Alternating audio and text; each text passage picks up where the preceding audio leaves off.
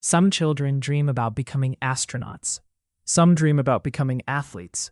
But one little boy became obsessed with something far stranger: money. Not because he wanted luxury, not because he wanted attention, but because he became fascinated by one simple idea. How do small amounts of money become large amounts of money? And that question would eventually change his entire life. But in the beginning, he was just a quiet kid, born during difficult economic times, watching adults constantly worry about bills, work, and survival. Even as a child, he noticed something strange about money. Some people worked incredibly hard, yet stayed financially stressed forever, while others seemed to make money almost effortlessly. That difference fascinated him. So while other children played games outside, he started studying numbers, obsessively. At an age where most kids barely understood multiplication, he was already multiplying it. And the scary part? He understood something most adults still don't understand today. Wealth is rarely built quickly. It's built slowly, quietly, repeatedly, through patience most people cannot tolerate. But he didn't know that fully yet. At the time, he was simply curious enough to begin experimenting with money himself. Very early, first business. At just 6 years old, while most children spent money immediately, he tried something different. He bought packs of Coca-Cola bottles, then walked door to door selling them individually for profit. A few cents at a time. Tiny amounts, almost meaningless. But psychologically, something important happened.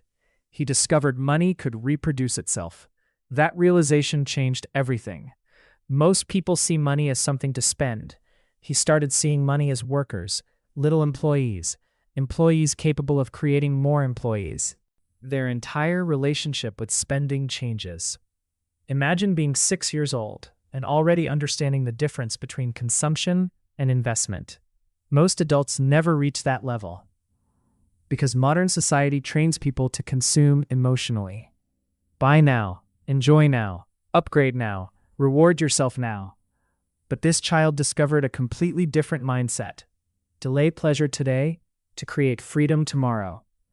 And that mindset became the foundation of everything that followed.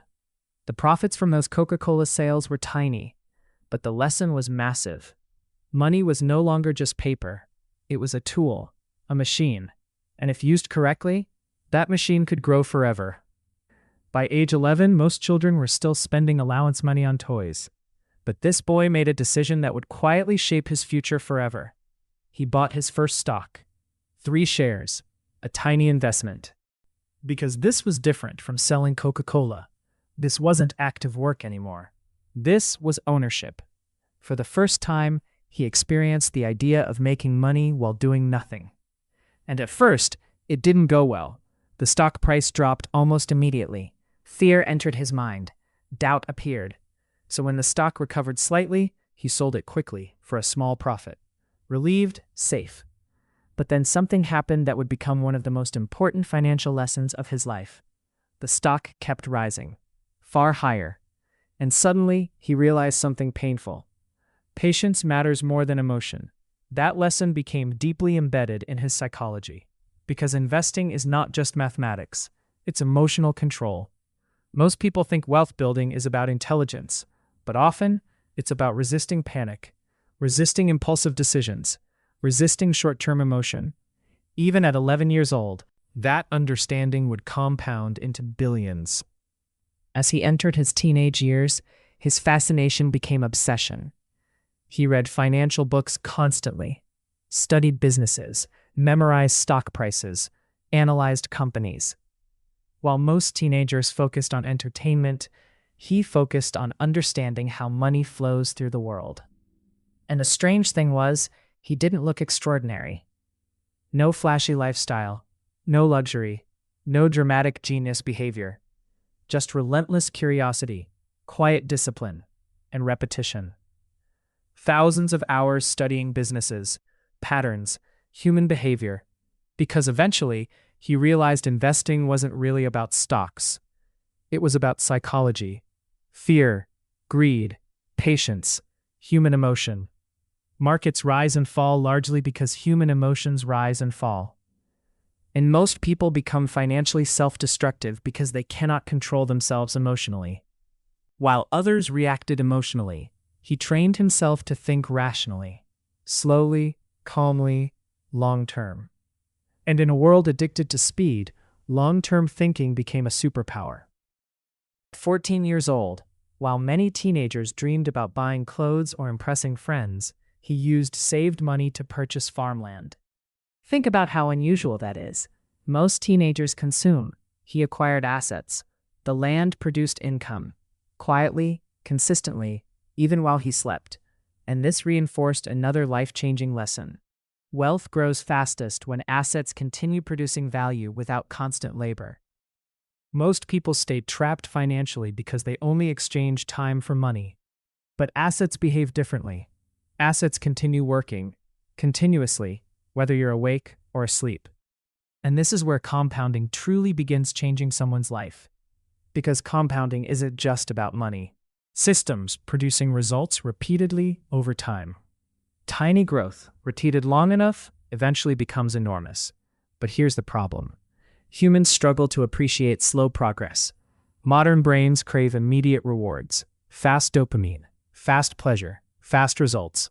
Compounding feels boring initially because growth appears invisible.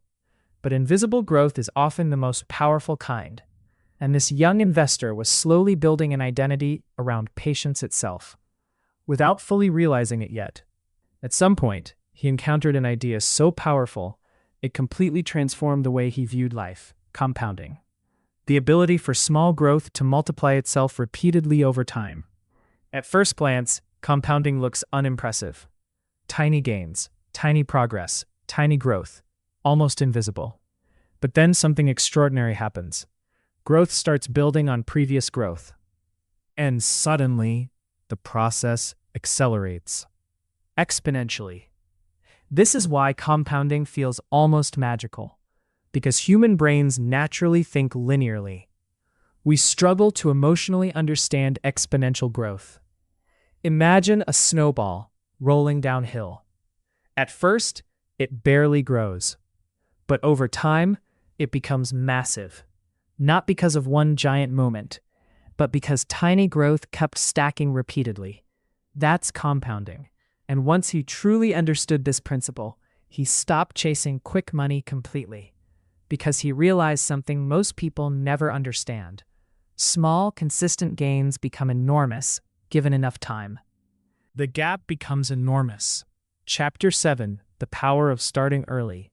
As he continued learning, another realization became crystal clear.